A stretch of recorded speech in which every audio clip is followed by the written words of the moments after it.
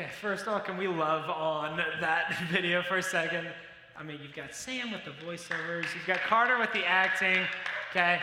Riley composing it all. It's a beautiful thing. But first of all, happy October, which I can't even believe we're actually in October already. It doesn't feel like October to me. I mean, I'm not from around here, but like for me, October is like 50 degrees, and I should probably be wearing a sweater and fearing rain. Yeah, it's like 85 outside, and you should still be wearing shorts. But I'm super glad everyone can make it today. For everyone who made it Wednesday night at Rock and Jump, thanks for coming. It was a lot of fun. I enjoyed throwing dodgeballs at you. It was relaxing for me. So thank you for that. But this week I'm super excited because we get to jump into a brand new series by the title. It's called Questioning Christianity. And just the whole purpose and the goal of this series is for us to go through just the most popular questions, doubts that people have when it comes to Christianity, whether you believe in Jesus or you don't, and just to kind of unpack those and just to dig a little deeper in those. And really just the goal is to try and prove to you why above all else, above everything else, that God, Jesus, and Christianity is real, and it's the single most important decision and thing you can do with your life. But before we even kick off talking about the series in this first week, I want to preface it with this. It is okay to have questions. Like, it's okay to have questions. It's okay to have doubts. We've all been there. We're all there. So even Thomas. So Thomas was one of Jesus' original 12 disciples. That dude walks with Jesus for 3 years. Literally talks with Jesus for 3 years. He still doubted Jesus. He doubted Jesus when Jesus said he would be resurrected. Somebody told him that, hey, Jesus is back from the dead. Thomas said, nuh-uh. Said, there's no way. Said, I can't believe that until I have proof. And it wasn't until he literally got to touch Jesus that he believed. Okay, so having doubts, it's okay. We all have them, all right? So this afternoon, I want us to start off with, I think, what's one of the most popular statements when it comes to something like Christianity, which is prove it. Okay, so the two-word phrase, prove it. All right, and as humans, I think we love that phrase, prove it. I think we're always seeking to find the answer to things. So have you ever done anything where it's just so amazing, so awesome, so incredible, and you go and tell someone about it, and they don't believe you, and they say, hey, prove it? Or have you been that person who, like, your friend tells you something incredible, crazy, cool that happened, and you're like, I don't believe you, prove it? Okay, so for me, this happened about 10 years ago or so. I'm talking when the original Wii came out, okay? So this is dating me a little, okay? But when the original Wii came out, hands down, one of the best games of all time to go on this bad boy was the game that came with it, Wii Sports. Okay, Wii Sports was legit. And here's why it's so great. You can suck at real sports. Like, you can be totally abysmal, have no hand-eye coordination, and still be halfway decent on the Wii. It made you feel good about yourself, right? So for the first couple months after I got this, that's like the number one game I was playing. It took me a couple months to kind of get really good at it, but I get to this point in my life, just a high point for me, where I bowled a perfect game. Okay, so like a perfect 300, that is 12 strikes in a row. Okay, crazy, right? I know, it's like a life achievement. It's on my resume. It's not on my resume. I should put it on my resume, though. And anyway, so I finally do this, and then I go tell one of my buddies, I'm like, hey, you'll never believe, but I just bowled a perfect game on the Wii. He was like, there's no way, right? Like, it's impossible. There's no way. First of all, who has that much time to do that? Secondly, what are you doing with your life? Third of all, there's no way, like, you possibly have done this, okay? And it wasn't until he came over to my house, I pulled up the thing, and I showed him that he actually believed me, okay? And here's the thing. I know that when moments happen in our life that we question, we always want an answer to it, right? We want someone to prove it. Okay, our human nature is designed to know why, or to want to know the why behind the questions that we have, right? We want proof that conclusions that we come to are correct. We don't want to just say, hey, we kind of came up with this on our own. We want some evidence, okay? And so today what we're going to do is we're going to be looking at the proofs, okay? Kind of like the proofs, if you will, of Christianity. So we're going to be looking at 3 different topics, which are, and get ready for this, science, math, and anatomy, okay? Right, now here's the thing. Some of y'all just fell asleep. You're like, oh my gosh, we are not about to spend the next however long talking about anatomy or talking about math or astronomy or anything. You're like, there's no way. But I promise, A, it's going to be interesting, okay? B, it's going to be relevant, and I think it actually will be helpful come the end of it, so try and hang in there with me, okay? So we are going to start with astronomy, okay? So let's do a little back-to-school gig real quick. For those of you who don't know what astronomy is, let's just make it really, really simple, okay? It's everything that's in space, okay? Let's just make it super simple. So anything that is not on this planet, we'll just call astronomy for right now, all right? And when it comes to astronomy, it's a big thing that's been studied a lot. It's been studied for years and centuries and millennia. And here's one of the biggest questions that's always been associated with astronomy. It's how did everything come together, right? Like, how did the universe start? How did this all come to happen, right? And the most prevalent theory right now in the scientific community is the Big Bang, right? Not the TV show. I see some of y'all, you're like, yes, I like that. No, okay, not the TV show. Okay, the Big Bang theory, the actual theory. Okay, and here's what this theory states. Okay, it says that at the beginning of everything, okay, there was this super compressed, extremely warm, microscopic singularity. Okay, and it just had trapped so much heat and energy that it went boom. And then over billions of years, that boom ends up becoming what we see and hear and feel in front of us today and how we came to be as well. All right, and before I even talk against the theory, okay, or even talk to it, I just want to challenge you with a question. Okay, where did that singularity come from? Okay, so if we say, hey, scientists say, we are positive there is a singularity of heat and energy that's just been trapped, and it exploded, and that's what caused the Big Bang. Where did that singularity come from? Okay, where does that come from? Where did it come from? Right? It had to come from somewhere, right? Somewhere, it had to exist. Okay, it had to come from somewhere, or better yet, it had to come from someone. All right? Someone had to have created the components of the Big Bang. Okay? And a well-known astrophysicist who's also a huge skeptic, he's actually an agnostic. Okay, here's what he says. He said, every star, every planet, and every living creature in the universe came into being as a result of events that were set in motion in the moment of cosmic explosion. So he's just explaining the Big Bang in very scientific terms, okay? But then he says this, the universe flashed into being, and we cannot find out what caused that to happen. Okay, so this man who does not believe God is real, he 100% doesn't believe in God, okay, super well respected in his field, okay, admits to the Big Bang happening, but then says, we have no idea what caused it to happen. He said, we have no idea. See, because there's scientists who even 100%, they'll support the theory of the Big Bang, they can't actually explain how it happened. Okay, but we have access to another account that kind of explains things a little differently to us. Okay, in Genesis 1:1, these are literally the very first lines you will find if you open up your Bible, unless it's who published it and what. Okay, these are the very first lines in the Bible. Here's what it says. In the beginning, which I'm sure you guys know this, okay, God created the heavens and the earth. Period. Okay, that's it. Okay, it says God created it. Now, it doesn't say specifically through what means he created it. It doesn't say if he made a bang, a boom, or a crunch when he decided to create it. Okay, it just says that he created it. Okay, and I'm more inclined to believe that someone had to design, okay, and create intelligently everything that's happened here instead of it all coming together by chance. Okay, and so let's start looking at why. I want to just take a look at our planet for a second. All right, here's some fun fact time. Our Earth sits at an axial tilt of 23.5 degrees. Okay, so that means if you're looking at our Earth, it doesn't look like this. It's kind of tilted a bit. All right? Now, why is this important? If it was at 23.4 degrees, life would not be like this. If it was at 23.6 degrees, just take a guess. Life would not be like this.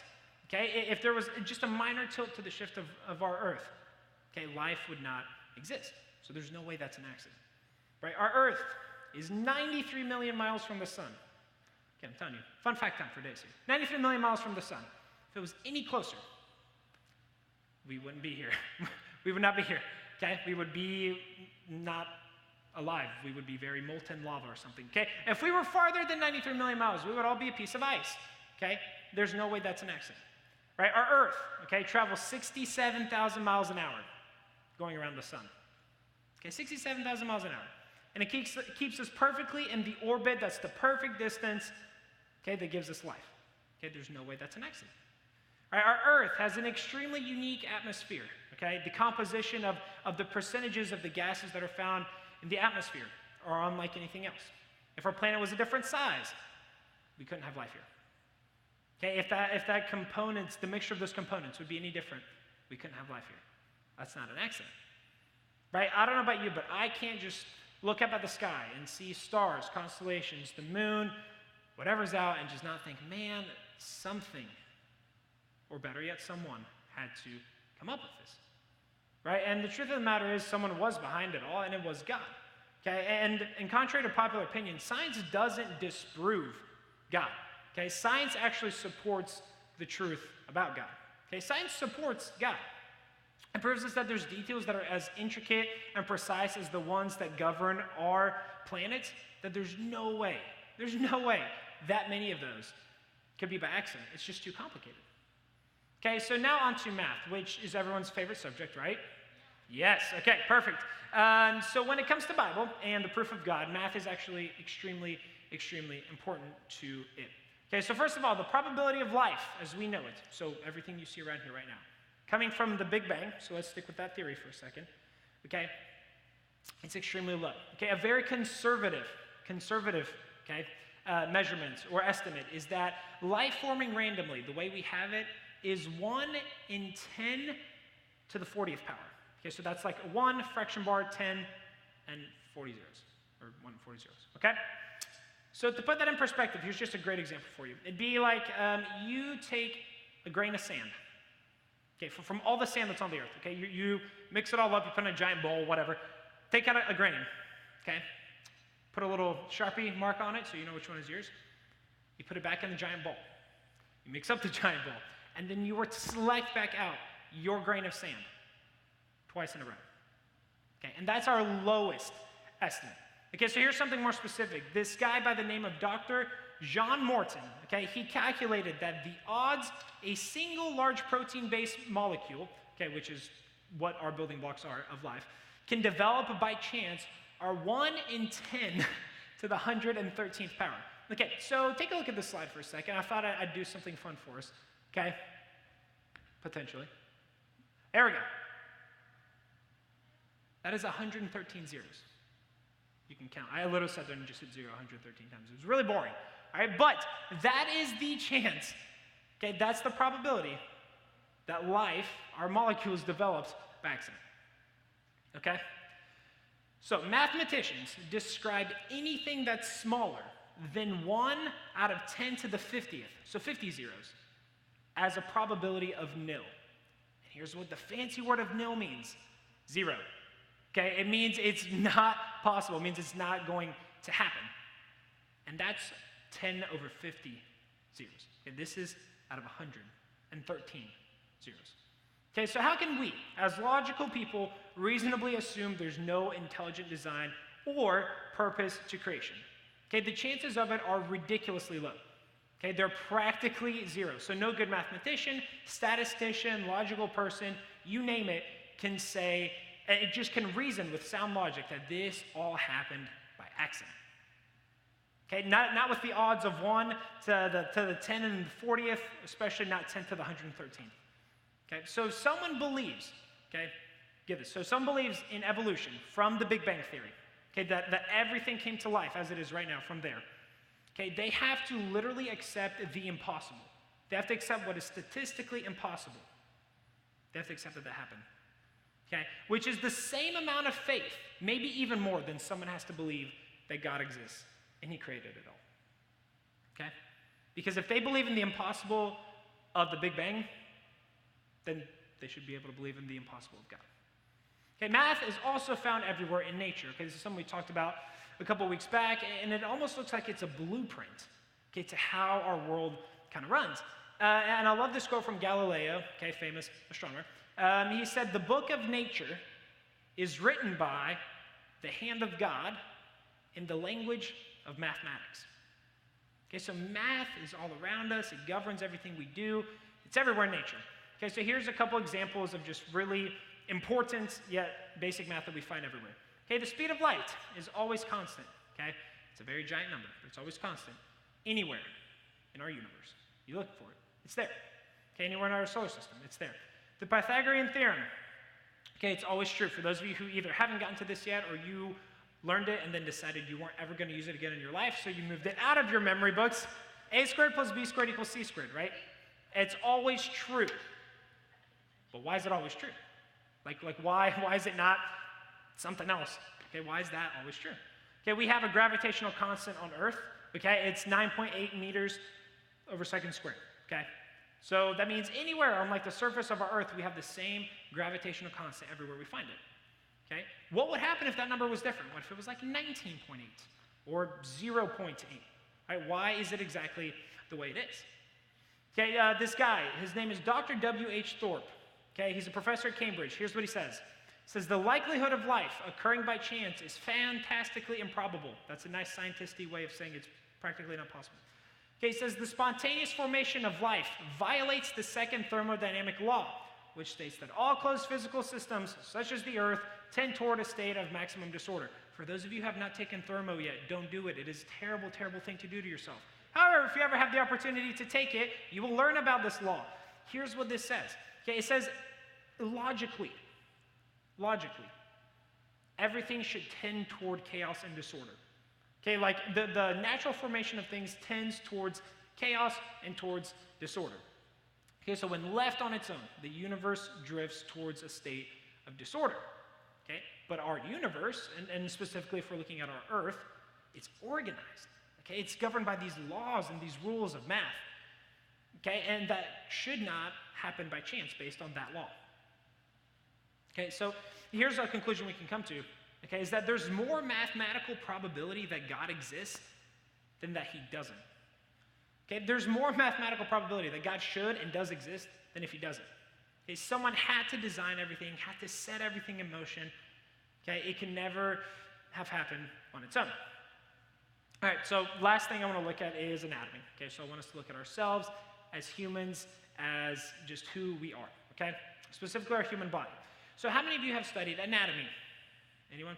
Okay, I hate anatomy, and let me tell you why. I am super cringy when it comes to medical stuff, so like blood, anything like poking into people, like that kind of stuff is not for me, okay? It gives me chills, it just makes me feel bad, gives me cold sweats, I don't really like it, okay? But even so, I love talking and listening and learning about the human body because it's got some incredible things that it does, okay? So let's start with the super, super tiny details of our body. Okay. Deoxyribonucleic acid is what? DNA, okay, DNA. And DNA is our building blocks of life. It's our genetic code. For those of you who know that, you're like, yeah, my teacher's gonna be proud of me, okay? DNA it's our building blocks of life, right? Okay, so here's some fun numbers for you. In each cell in our bodies, which we have an average of 37.2 trillion, okay, so just roughly, 37.2 trillion cells in our body. In each cell, there are 92 strands of DNA. And those strands of DNA are all built up by 4 different nitrogen bases, okay, which we'll just shorten because we're not going to do a whole biology or anatomy lesson. It's ATGC. Okay, so those are the 4 different little tiny pieces that create DNA that then are in your cells that then create who you are. Okay, here's the really fun thing about them. When you put them into a particular order, those 4 different ATGC, if you put them in orders, okay, a very particular sequence, it tells you something about someone. It provides information. So, for example, let's say you have brown eyes, okay, and I'm making this up. I didn't actually take the time to look at these. Let's say brown eyes, the genetic code for it is ATCGCT, okay, so like that 6 strands makes you have brown eyes. Okay, but if we went and changed the last letter and it was ATCGCA, that all of a sudden could change your coding into having blue eyes. Okay, so the coding of your DNA, but specifically the order that it's in, okay, defines the characteristics of who you are and your makeup. But it's also very similar to a computer. So really basic computer programming time really quick. Okay, for those of you who think computer programming is hard, it's a piece of cake, and here's why. It's only 2 things. You ready for this? I'm about to blow your mind. 0s and 1s. That's it. You're welcome. Don't ever take computer programming. Okay? 0s and 1s is all computers are. Okay, here's how they work. Just like the 4 letters of DNA, computer programming is 0s and 1s. In an order, a certain order, they tell a computer what to do. They tell the computer, here's the action that I want you to do, or here's the specific thing that you're going to be doing. Okay, and the slightest change of that sequence or what number is where, okay, changes what that computer will do. Bill Gates, which I hope you all know who he is, here's what he says. He says, human DNA is like a computer program, but far, far more advanced than anything we have ever created. Okay, so in light of his statement, let's consider this. It took us humans thousands of years, okay, with millions and millions of brilliant minds working on this kind of stuff to finally be able to create computers, okay, that are nowhere near advanced as what our bodies are. Okay, so if it took us as humans thousands of years to develop these incredible machines, okay, that there's no way they would have just happened to come up by accident, or by chance, or by random, okay, how could it be that we as humans, who are far more advanced than that, how could we have come together by chance? Okay, surely, as we design computers, we had to have been designed by someone. All right, Genesis 1:27. Here we go. Here's what it says. God created human beings in his own image. And then it repeats. In the image of God, he created them. Male and female, he created them. All right, so in case you don't get it right away, okay, we're told twice, okay? God created us in his image. Okay, our bodies, the way we look, who we are, how we act, all created in his image. Now let's talk about our brains really quick, okay? I'm a big fan of the brain and what it does and what it can do and all the fun stuff. Here's a couple of fun facts. The brain can process an entire image that our eyes see for as little as 13 milliseconds. You literally can see like a snapshot of something, and your brain can process it. Okay, brain information travels through your body at 268 miles an hour. From your head to your toe, 268 miles an hour. The average brain generates somewhere around 50,000 thoughts a day. You think 50,000 things a day. That's kind of ridiculous. All right, here's something crazy right now. Your brain is telling your lungs right now to breathe. And it's telling your heart to pulse. Right? Something that's so high-powered, that's so effective, it's so efficient, it doesn't happen by chance. Right? It was designed. And here's the last point I want to make right now. When you look into the mirror, the image of God is looking back at you. Okay, so when you're looking into a mirror, God's proving that he's real. When you look in a mirror at yourself, you're given daily evidence that God exists. Okay, and if you haven't heard this in a while, if you've never heard this, just hear me really quick. You are unique, you are special, you are loved. You've been created, designed for a purpose. God created you for right here, right now, for a specific reason. And here's the deal. You probably don't know what that is yet. Most of us don't know what that is yet. It's totally okay. When I was your age, which was not that long ago, I had no idea what I was going to do with my life. I thought I knew what I was going to do with my life. I thought I knew why God had put me here. I was so wrong. So wrong. Okay, God took me to do crazier things than I ever thought I would do or could do. Okay, so don't worry if you don't have it figured out yet, but just know you're loved, you're unique, God cares about you, hasn't abandoned you, and I promise he's got plans for your life. Okay, so to close, I want to leave with this. There's too much evidence, okay, all around our lives for us to just believe that everything we see is just pure chance. Okay, that just somehow, with a whole bunch of luck and zero statistical probability, everything that's living, breathing, that you can see, touch, taste, feel, okay, that all just happened by chance. Okay, so today here, I want to leave you either leaving with one of two ways. Okay, either one, your confidence in God has either been restored or improved. Okay, so based on just different facts you've heard today or just different logical arguments, that your faith in God has either been improved or restored. So that when somebody asks you, hey, can you prove it? You at least have some things in your arsenal that you can talk about, that you can bring up and kind of challenge their thinking. Okay, so that's one. Number two, if you really aren't sure, if you buy into the idea of God, okay, hopefully now you at least are thinking, how? Like, how could this all have come together? How could everything be the way it is after what I've heard, what I've just heard? Okay, maybe there really is a chance that we were designed, created, okay, and that the person who did that was God. Let's pray.